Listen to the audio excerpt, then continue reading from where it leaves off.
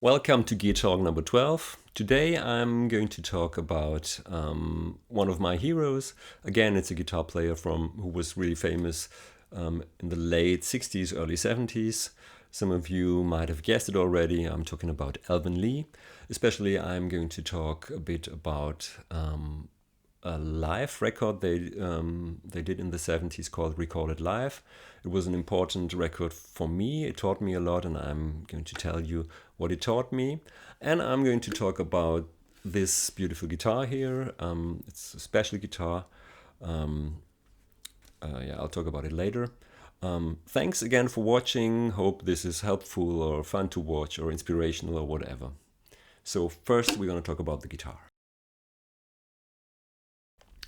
Basically, this guitar is a copy of a Gibson ES335, a very famous Gibson model, semi-acoustic or semi-solid with two humbucking pickups, and Alvin Lee was always playing one of these guitars.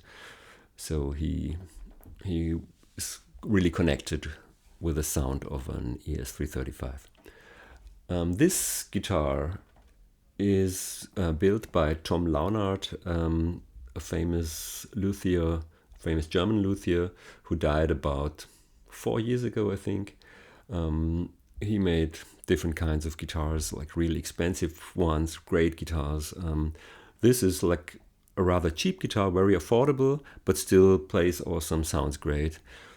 So it's a pity that he's not with us anymore. I met him once at a smaller music fair, and he was a very, very friendly person. So I'm proud to have one of his guitars, especially this one. It has the serial number A0001. So it's the very, very first model they did of this Tom Launard and IR ES335 copies. I plugged the guitar directly into my 20 watts hand-wired Marshall JMP. This amp, in particular amp, was tuned by Gerd Mingel of Audio Ampco, so it's a bit hotter. There were absolutely no pedals involved, it's just the guitar and the amp is cranked, so volume and tone on 10. Now I want to talk about this awesome live recording, the album Recorded Live of 10 years after, and why it was so important for me and what lessons it taught me. And first of all, it's an awesome live recording, as I said. And there are many, many great guitar riffs like Good Morning Little Schoolgirl or Hello Little Schoolgirl is a song, it's a bit like this.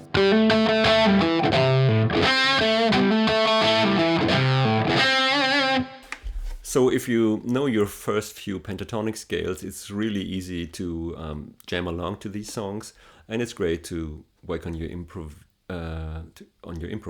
you know. So I did this a lot, and it was always fun. So this was lesson number 1. Lesson number 2 is, when I tried to play the intro of I'm Going Home that you just heard in the intro of this Gear Talk, I played it the way I remembered it from back in the days when I jammed along to this record. And I realized that I played it really sloppy. But then I re-listened to the original version, and I realized that it was kind of sloppy too.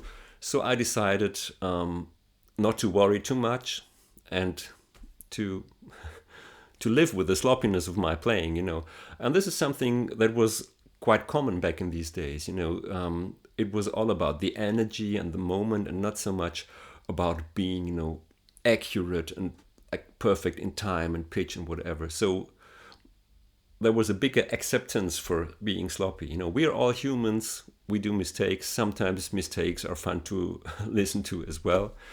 So let's live with sloppiness. Let's live with imperfection. I mean, we're, like I said, it's just human. So this is lesson number 2. And lesson number 3 that I've learned was on one of the songs, Alvin Lee is playing an intro. And the intro was just him playing some bluesy licks and singing along with it. And I thought back then it's the coolest thing in the world to be able to sing what you play.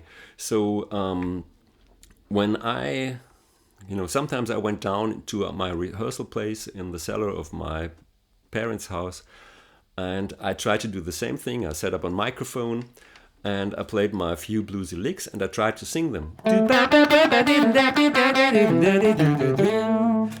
And like I felt awesome standing in front of a big crowd and doing the same cool things that Alvin Lee did. And for me, this is after all these years, I realized that it's the best ear training for you. If you try to sing along what you play, you connect your movements of your fingers with the sound you create, and this helps you a lot to be aware of what you're going to play next. So that was lesson number 3. So this was Gear Talk number 12. Thanks for watching. Hope you liked it. Hope it was fun to watch. If you liked it, consider subscribing. If you want to support me, you might consider buying one of my CDs. I put a link in the description below. I try to be back with another Gear Talk next week. Thanks for watching again. Bye bye.